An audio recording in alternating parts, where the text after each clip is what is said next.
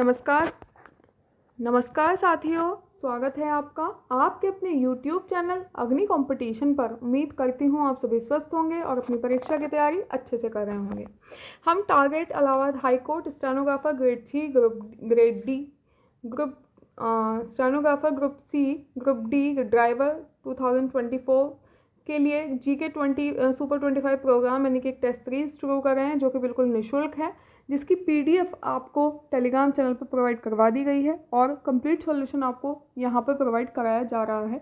Allahabad high court की सभी आगामी परीक्षाओं के लिए ये बहुत ज़्यादा इंपॉर्टेंट है। PYQ के आधार पर ही हमने इसको तैयार किया है और आपके फीडबैक के अकॉर्डिंग ही हम इसको आगे बढ़ाएंगे। और आपको अगर आपका फीडबैक अच्छा रहा, आप लोगों ने अच्छा रिस्पॉन्स दिया, तो फिर हम फुल लेंथ टेस्ट भी आपको प्रोवाइड कराएंगे, ठीक है। और ये वाली जो हमारी टेस्ट सीरीज़ है ये तो हमारी चलेगी ही चलेगी, लेकिन मैं सिर्फ इतना चाहती हूँ कि इतनी मेहनत के बदले मुझे आप लोग अपना फीडबैक तो एटलीस्ट दे ही दें और अपने फ्रेंड्स के साथ चैनल को शेयर कर दें, सब्सक्राइब करा दें और वीडियो को लाइक कर दें। चलिएगा स्टार्ट करते हैं। आज का फर्स्ट क्वेश्चन क्या है देख लेते हैं।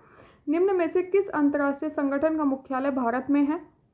अंतर्राष्ट्रीय सौर संगठन, अंतर्राष्ट्रीय श्रम संगठन, अंतर्राष्ट्रीय आपराधिक पुलिस संगठन या एशियाई विकास बैंक। तो इन सब में पहला आंसर है अंतर्राष्ट्रीय सौर संगठन, जो कि भारत में है। और मुख्यालय कहाँ पर है? मुख्यालय है गुड़गांव में। कहाँ है? गुड़गांव में मुख्यालय है। इसके अलावा बाकी अन्य देख लेते हैं। गुड़गांव को गुरुग्राम भी कहते हैं, ठीक है, गुरुग्राम भी इसको बोल देते हैं। बाकी अन्य के देख लेते हैं। अंतर्राष्ट्रीय श्रम संगठन, जिसका मुख्यालय कहाँ है? जिनेवा में है, Geneva Switzerland. Clear? Geneva Switzerland में है। अंतर्राष्ट्रीय आपराधिक पुलिस संगठन है इंटरपोल, हम कह देंगे लियोन, फ्रांस में है। ये कहाँ है? Lyon, France. इसके बाद देखते हैं एशियाई विकास बैंक, ये कहाँ है? ये है एशियाई विकास बैंक का कहाँ पर है? मंडलूयोंग, मंडलूयोंग। अगर आपके पास कॉपी पेन नहीं है तो अभी बिल्कुल लेकर बैठ जाइए साथ के साथ और लिखते चले जाइए, क्योंकि फिर जो चीज़ आप छोड़ देंगे तो वो छूट ही जाएगी, क्योंकि टाइम है कम। तो फटाफट लेके बैठिए कॉपी पेन और साथ के साथ नोट करते चलिए। सारे क्वेश्चंस बहुत इंपॉर्टेंट क्वेश्चंस हैं, आपके लिए बहुत ज़्यादा हेल्पफुल भी रहेंगे, ठीक है। नेक्स्ट देखते हैं। 1857 क्रांति से लिया गया क्वेश्चन है। निम्नलिखित क्रांतिकारियों में से किसका वास्तविक नाम रामचंद्र पांडुरंग था? तो किसका वास्तविक नाम रामचंद्र पांडुरंग था? तो वो था तात्या टोपे का नाम क्या था? रामचंद्र पांडुरंग तात्या टोपे का नाम था, ठीक है। नेक्स्ट क्वेश्चन है अजीमुल्ला खां निम्न में से किसके सलाहकार थे? अजीमुल्ला खां, तो आंसर आ जाएगा अजीमुल्ला खां थे नाना साहेब के सलाहकार। और नाना साहेब ने कहाँ नेतृत्व किया था? 1857 की क्रांति का नेतृत्व नाना साहेब ने किया था कानपुर में। कहाँ किया था? कानपुर में नेतृत्व किया था। और इनके जो सलाहकार थे वो कौन थे? अजीमुल्ला खां। नेक्स्ट क्वेश्चन है खजुराहो का कंदरिया महादेव का मंदिर किसने बनवाया? तो वो बनवाया था चंदेल वंश के शासकों ने। डी आंसर सही हो जाएगा। नेक्स्ट क्वेश्चन, अंतर्राष्ट्रीय संगठन संयुक्त राष्ट्र के मुख्य निकायों में निम्न में से कौन सम्मिलित नहीं है? तो ऑप्शन दे रखे हैं महासभा, आर्थिक और सामाजिक परिषद, अंतर्राष्ट्रीय न्यायालय, या उक्त सभी। तो इस हिसाब से अगर ये देखा जाए तो अगर क्वेश्चन हो जाता कौन सम्मिलित है, तो आंसर आ जाएगा उक्त सभी। कौन सम्मिलित है? उक्त सभी, ठीक है। अब हम देख लेते हैं कि टोटल हैं कितने मुख्य निकाय। तो टोटल मुख्य निकाय हैं 6। कितने हैं संयुक्त राष्ट्र के मुख्य निकाय? 6 मुख्य निकाय हैं। कौन कौन से हैं? संयुक्त राष्ट्र महासभा, संयुक्त राष्ट्र आर्थिक और सामाजिक परिषद, संयुक्त राष्ट्र अंतर्राष्ट्रीय न्यायालय। क्लियर? अब बाकी 3 कौन कौन से हैं? संयुक्त राष्ट्र सुरक्षा परिषद, संयुक्त राष्ट्र सुरक्षा परिषद, ये पूछा जा सकता है क्वेश्चन। इसके अलावा कौन सा है? संयुक्त राष्ट्र महासभा हो गया, सुरक्षा परिषद हो गया, आर्थिक और सामाजिक परिषद हो गया। इसके अलावा है ट्रस्टीशिप परिषद, संयुक्त राष्ट्र ट्रस्टीशिप परिषद, लिख लीजिए इसको। और संयुक्त राष्ट्र न्यायालय भी है, और संयुक्त, ये आपके सामने आ गया, संयुक्त राष्ट्र सचिवालय भी है, ठीक है। तो टोटल 6 जो हैं वो कौन कौन से हो गए? संयुक्त राष्ट्र महासभा, संयुक्त राष्ट्र आर्थिक और सामाजिक परिषद, संयुक्त राष्ट्र अंतर्राष्ट्रीय न्यायालय, संयुक्त राष्ट्र सुरक्षा परिषद, संयुक्त राष्ट्र ट्रस्टीशिप और संयुक्त राष्ट्र सचिवालय, ठीक। इसके अलावा एक और फैक्ट जो इम्पोर्टेंट है वो क्या है कि संयुक्त राष्ट्र की स्थापना कब हुई? संयुक्त राष्ट्र की स्थापना हुई 1945, यानी कि 25 अक्टूबर और 1945 को हुई। और इसका हेडक्वार्टर कहाँ है? वो है न्यूयॉर्क में। कहाँ है? न्यूयॉर्क में इसका हेडक्वार्टर है। हेडक्वार्टर है New York, USA। Clear. Next question है, भूपर्पटी की रचना के सामान्य तत्वों में सर्वाधिक भाग किस प्रतिशत तत्व का है? तो आंसर हो जाएगा ऑक्सीजन का। संयुक्त राष्ट्र यानी कि भूपर्पटी की रचना के सामान्य तत्वों में सर्वाधिक भाग किसका हो गया? ऑक्सीजन का हो गया। ये देखिएगा, ये है, बना देती हूँ इस तरीके से, ठीक है। तो ये जो है, ये तो हो गई क्रस्ट या भूपर्पटी। क्या कहते हैं? भूपर्पटी, या फिर इसको क्या कह सकते हैं? क्रस्ट भी कह सकते हैं, ठीक। इसके अलावा ये इसका मेंटल है, बीच वाला पीस क्या हो जाएगा? मेंटल, ठीक। और ये वाला पीस जो है, ये वाला जो भाग है, ये वाला, ये क्या है? ये है क्रॉड। क्या है ये है क्रॉड। क्लियर। तो सबसे ऊपर क्रस्ट या भूपर्पटी, बीच वाला मेंटल, और लास्ट वाला क्या हो गया? क्रॉड हो गया। इसके अलावा हम बाकी के देख लेते हैं। सिलिकॉन कितने परसेंट है? 27.72% है। एल्यूमिनियम कितने परसेंट है? 8.13% है। ऑक्सीजन मैं बता चुकी हूँ, 46.60% है। और लोहा कितने परसेंट है? लोहा 5% है, ठीक, नोट कर लीजिए। इसके अलावा नेक्स्ट हम और देख लेते हैं, कैल्शियम। कैल्शियम कितने परसेंट है? कैल्शियम है हमारा 3.63%। इसके अलावा सोडियम देख लेंगे। सोडियम है 2.83%, ठीक है। पोटेशियम है हमारे पास 2.59%, ठीक है। और मैग्नीशियम मैग्नीशियम है 2.09%। तो ये सारे के सारे नोट कर लें और एक बार इनको अच्छे से पढ़ लें। इसके अलावा एक और क्वेश्चन क्या बन जाता है, जो क्रस्ट है यानी कि भूपर्पटी या क्रस्ट, इसका निर्माण मुख्यतः होता किससे है? तो मुख्यतः इसका निर्माण होता है सिलिका और एल्यूमिनियम से। किससे? सिलिका और एल्यूमिनियम से इसका निर्माण होता है। इसलिए इसका नाम क्या है? सियाल नाम भी इसका फेमस है। क्या नाम इसका फेमस है? सियाल, क्योंकि सिलिका और एल्यूमिनियम से बना है, इसलिए सियाल बन गया, SIAL, ठीक है, सिलिका, और यहाँ से आ गया एल्यूमिनियम। नेक्स्ट क्वेश्चन है, साथी पोर्टल लॉन्च किया गया।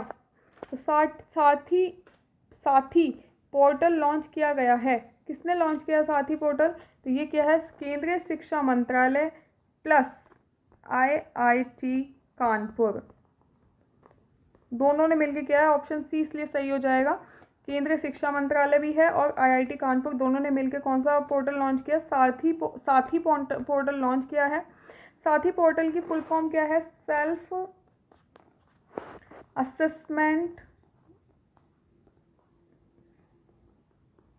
S से हो गया सेल्फ, A से हो गया असेसमेंट, T से हो गया टेस्ट, एंड फिर देखेंगे H से है हेल्प, ठीक है, हेल्प फॉर, E से हो गया एंट्रेंस, और फिर लास्ट वाले E से हो गया एग्जामिनेशन। क्लियर।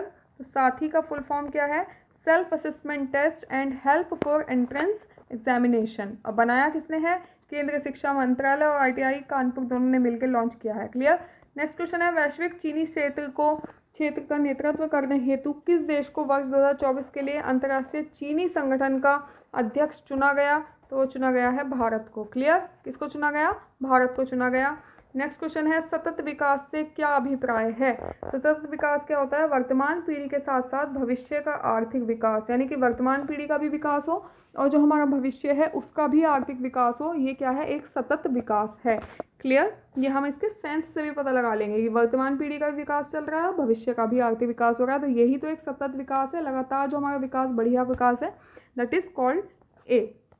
नेक्स्ट है, भारत में मिश्रित, ये व्यवस्था की जगह गलत टाइप हो गया, अर्थव्यवस्था होगा, मिश्रित अर्थव्यवस्था, ठीक। भारत में मिश्रित अर्थव्यवस्था का अर्थ क्या है? तो मिश्रित अर्थव्यवस्था क्या हो जाएगी? मिश्रित अर्थव्यवस्था हो जाएगी सार्वजनिक तथा निजी क्षेत्र का सह अस्तित्व। ऑप्शन नंबर सी सही हो जाएगा, सार्वजनिक तथा निजी क्षेत्र का सह अस्तित्व। नेक्स्ट क्वेश्चन है, उत्तर प्रदेश का सर्वाधिक जनसंख्या वाला जिला कौन सा है? तो वो है प्रयागराज। ऑप्शन नंबर डी सही हो जाएगा। जिले की बात चल रही है, देख लेंगे जिला कौन सा है यूपी में? प्रयागराज है, जो सर्वाधिक जनसंख्या रखता है। नेक्स्ट क्वेश्चन है, रजत सिक्के जारी करने वाला प्रथम गुप्त शासक कौन था? तो रजत सिक्के सबसे पहले जारी किए चंद्रगुप्त द्वितीय ने। ऑप्शन नंबर बी सही हो जाएगा। नेक्स्ट क्वेश्चन है, आंध्र सातवाहन राजाओं की सबसे लंबी सूची किस पुराण में मिलती है? तो वो मिलती है ऑप्शन नंबर ए मत्स्य पुराण में। और हमारे टोटल पुराण कितने हैं? टोटल पुराणों की संख्या अगर पूछो तो कितनी है? टोटल पुराण है हमारे पास कितने? 18। ठीक है। और जो आंध्र सातवाहन राजाओं की सबसे लंबी सूची किस में मिलती है? मत्स्य पुराण में मिलती है। नेक्स्ट क्वेश्चन है, निम्न में से किस एक अधिनियम ने भारत की संघीय शासन की व्यवस्था दी थी? तो ये आंसर हो जाएगा भारत सरकार अधिनियम 1935। ये इंपॉर्टेंट क्वेश्चन है, काफ़ी इंपॉर्टेंट क्वेश्चन है कि किसने भारत में संघीय शासन की व्यवस्था दी थी? तो वो दी थी भारत सरकार अधिनियम 1935 ने। नेक्स्ट है, निम्नलिखित सागरों का पश्चिम से पूर्व सही क्रम बताना है। तो वो हो जाएगा ऑप्शन नंबर सी, भूमध्य सागर, काला सागर, कैस्पियन सागर, अरल सागर। पश्चिम से पूरब देख लीजिए, मैं दिखा भी देती हूँ आपको। ये सबसे पश्चिम में कौन सा है? भूमध्य सागर है। पूरब में फिर उसके आगे क्या है? काला सागर, कैस्पियन सागर, अरल सागर। ठीक है, तो ये होगा पश्चिम से पूरब। ये ऐसे देख भी लीजिए, एक मिनट। ये हमारा उत्तर है, ये दक्षिण है, ये पूरब है और ये पश्चिम है। तो पश्चिम से पूरब देखना है, पश्चिम से पूरब देखना है। पश्चिम में भूमध्य, फिर काला, फिर कैस्पियन और फिर अरल सागर। ठीक, तो ये हमारा पश्चिम से पूरब कौन कौन सा हो गया? भूमध्य सागर, काला सागर, कैस्पियन सागर और अरल सागर। नेक्स्ट क्वेश्चन है, ऊर्जा रूपांतरण के संबंध में कौन असत्य है? Question number 16। क्वेश्चन नंबर 16 का डी हो जाएगा डायनेमो या डायनामा बोल देते हैं। यांत्रिक ऊर्जा को ध्वनि ऊर्जा में नहीं, डायनामो किसको, यांत्रिक ऊर्जा को ध्वनि ऊर्जा में नहीं विद्युत ऊर्जा में कन्वर्ट करता है। किस में कन्वर्ट करता है? विद्युत ऊर्जा में कन्वर्ट करता है। जबकि माइक्रोफोन ध्वनि ऊर्जा को विद्युत ऊर्जा में करता है, विद्युत सेल रासायनिक ऊर्जा को विद्युत ऊर्जा में, मोमबत्ती रासायनिक ऊर्जा को ऊष्मीय ऊर्जा में और डायनामो यांत्रिक ऊर्जा को विद्युत ऊर्जा में कन्वर्ट करता है। क्लियर। नेक्स्ट क्वेश्चन है, आकाश का नीला रंग होने का क्या कारण है? तो आकाश का नीला रंग होता है प्रकाश के प्रकीर्णन के कारण। ऑप्शन नंबर बी सही हो जाएगा, प्रकाश का प्रकीर्णन, जिसके कारण आकाश का रंग क्या होता है? नीला होता है। इंपॉर्टेंट क्वेश्चन है। नेक्स्ट क्वेश्चन है, फाइकोलॉजी अध्ययन है। तो फाइकोलॉजी किसका अध्ययन है? शैवालों का अध्ययन क्या कहलाता है? फाइकोलॉजी कहलाता है। जबकि कवकों का अध्ययन क्या कहलाता है? माइकोलॉजी। क्या कहलाता है? माइकोलॉजी कवकों का अध्ययन होता है। इसके अलावा कीटों का अध्ययन क्या होता है? एंटोमोलॉजी। एंटोमोलॉजी कीटों का अध्ययन। एंट माने आंट, यानी कि चीटी, कीटी, चीटी से याद कर लो। कीटों का अध्ययन एंटोमोलॉजी। और काष्ठी पेड़ों का अध्ययन कहलाता है सिल्वीकल्चर। क्या कहलाता है? सिल्वीकल्चर। इंपॉर्टेंट है, लिख लेंगे अपने पास। तो शैवालों का अध्ययन फाइकोलॉजी, कवकों का माइकोलॉजी, कीटों का एंटोमोलॉजी, काष्ठी पेड़ों का सिल्वीकल्चर। क्लियर।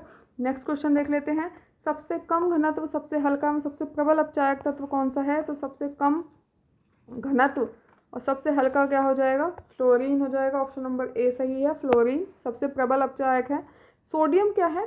सोडियम अत्यंत सक्रिय तत्व है, मुक्त अवस्था में नहीं मिलता। सोडियम कभी भी मुक्त अवस्था में नहीं मिलता। अवस्था सोडियम की आपको नहीं मिलेगी, मुक्त अवस्था। मिट्टी के तेल में ही आपको सोडियम को हमेशा रखना पड़ेगा, ये मुक्त अवस्था में नहीं मिलेगा। ठीक है। पोलोनियम चांदी जैसा दिखता है, ये चांदी जैसा होता है। पोलोनियम कैसा होता है? चांदी जैसा होता है। सबसे ज़्यादा समस्थानिक भी किसके होते हैं? सर्वाधिक समस्थानिक भी किसके होते हैं? पोलोनियम के होते हैं। ठीक है, क्लियर। नेक्स्ट क्वेश्चन है, निम्न में से किस पदार्थ के सम्मुख लिखी उसके अध्ययन निर्माण में प्रयुक्त विधि प्रक्रम सही नहीं है? तो आंसर हो जाएगा question number C, sodium hydroxide हाइड्रोजनीकरण। ये सही नहीं है, क्योंकि ये कैसे बनता है? ये बनता है ले ब्लॉक प्रक्रम। ये हाइड्रोजनीकरण से नहीं बनाया जाता, ये बनाया जाता है ले ब्लॉक प्रक्रम से बनाया जाता है। हाइड्रोजनीकरण की प्रक्रिया से क्या होता है? हाइड्रोजनीकरण की प्रक्रिया में हम क्या करते हैं? वनस्पति तेल से वनस्पति घी बनाते हैं। क्या करते हैं? वनस्पति तेल से वनस्पति घी बनाते हैं। क्लियर। नेक्स्ट क्वेश्चन हम देख लेंगे, जीव विज्ञान का सर्वप्रथम प्रयोग किसने किया? तो वो किया था, जीव विज्ञान का सर्वप्रथम प्रयोग किया था अरस्तु ने। किसने किया था? अरस्तु ने किया था। नेक्स्ट क्वेश्चन है, खेल बेसबॉल में कितने खिलाड़ी होते हैं? तो बेसबॉल में कितने खिलाड़ी होते हैं? जल्दी बताओ। ये क्वेश्चन आपको बताना है कि बेसबॉल में कितने खिलाड़ी होते हैं। बाकी मैं आपको एक चीज़ और बता देती हूँ कि नेट बॉल और वाटर पोलो, नेट बॉल और वाटर पोलो, ठीक है, इनमें तो होते हैं 7 खिलाड़ी। इसका आंसर आपको कमेंट में बताना है मुझे, बेसबॉल में कितने खिलाड़ी होते हैं। बाकी मैं बता रही हूँ आपको, 7 होते हैं नेट बॉल और वाटर पोलो में, ठीक है। 6 होते हैं वॉलीबॉल में, 6 होते हैं वॉलीबॉल में, और 5 होते हैं किस में? बास्केटबॉल में। तो अब बेसबॉल में कितने होंगे ये आप मुझे बताओ। 5 होते हैं बास्केटबॉल में। बाकी मैंने बता दिया नेटबॉल वाटर पोलो में 7, 6 वॉलीबॉल में, 5 बास्केटबॉल में। अब बेसबॉल में कितने हैं ये आप मुझे कमेंट करके बताएंगे, ये आपके लिए क्वेश्चन है। नेक्स्ट है सबसे बड़ी सहायक नदी है। सबसे बड़ी सहायक नदी है किस? मेडरा नदी, ठीक है, यमुना, ब्रह्मपुत्र और राइन नदी। तो हम क्या बताएंगे, हम बता रहे हैं इसमें कि मेडरा नदी किसकी सबसे बड़ी सहायक नदी है? ये है अमेजन नदी की। किसकी है? अमेजन नदी की सबसे बड़ी सहायक नदी कौन सी है? मेडरा नदी। गंगा नदी की सबसे बड़ी सहायक नदी कौन सी है? यमुना नदी। ठीक है, गंगा की सबसे बड़ी सहायक नदी क्या है? यमुना नदी। अब बात करते हैं ब्रह्मपुत्र की। तो ब्रह्मपुत्र के कुछ नाम हैं जो आपको याद कर लेने हैं। देखो ब्रह्मपुत्र के नाम क्या है कि तिब्बत में ब्रह्मपुत्र को क्या बोलते हैं? तिब्बत में बोलते हैं थारलुंग या फिर थारलुंग तंगसपो या फिर सांपो। सांपो नदी भी कहते हैं, या फिर क्या बोलते हैं? सांपो नदी। ब्रह्मपुत्र नदी को बोला जाता है तिब्बत में। बांग्लादेश में क्या बोलता है? बांग्लादेश में बांग्लादेश में ब्रह्मपुत्र नदी को क्या बोलते हैं? बांग्लादेश में बोलते हैं जमुना। क्या बोलते हैं? जमुना, बांग्लादेश में। ठीक है, और अरुणाचल प्रदेश में बोलते हैं दिहांग। अरुणाचल प्रदेश, ये नोट करते चलिए, दिहांग अरुणाचल प्रदेश में। असम में ब्रह्मपुत्र ही है। असम में क्या कहलाती है? असम में ब्रह्मपुत्र ही कहलाती है। ठीक, इसके अलावा चीन में क्या कहलाती है? चीन में कहलाती है थालू,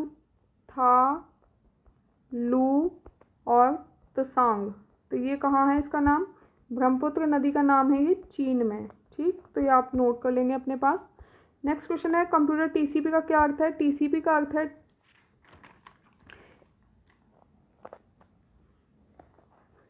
transmission control protocol, text control protocol, transmission communication protocol. या तो आंसर क्या हो जाएगा? आंसर हो जाएगा ए, ट्रांसमिशन कंट्रोल प्रोटोकॉल। टीसीपी का पूरा नाम है।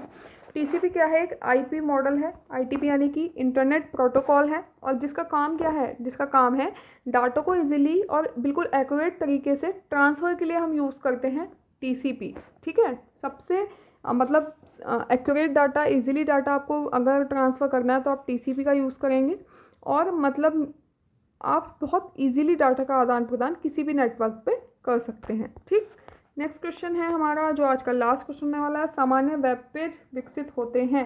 तो सामान्य वेब पेज किससे विकसित होते हैं? सामान्य वेब पेज विकसित होते हैं यूआरएल में। यूआरएल का मतलब क्या है? Uniform resource locator. Uniform resource locator. ठीक है, तो ये है यूनिफॉर्म रिसोर्स लोकेटर, यूआरएल का फुल फॉर्म है। ठीक, और ये जो हम HTTP वगैरह देखते होंगे आप, ऐसे लिखा हुआ HTTP इस तरीके से, ये सब क्या है? ये यूआरएल में ये यूआरएल ही है। FTP क्या है? FTP है फाइल ट्रांसफ़र प्रोटोकॉल। ठीक है, जो एक नेटवर्क प्रोटोकॉल है जो यूज़र को मतलब एक कंप्यूटर या एक नेटवर्क से किसी भी फाइल को, किसी भी डेटा को दूसरे फाइल मतलब दूसरी जगह, दूसरे कंप्यूटर या दूसरे उस पर ट्रांसफ़र करने के लिए अलाउ करती है। That is called FTP। ठीक है, तो ये थे हमारे आज के 25 क्वेश्चंस। आपको कैसे लगे मुझे बताना ना भूलें। मिलते हैं नेक्स्ट वीडियो में नेक्स्ट 25 क्वेश्चंस के साथ। Thank you, bye.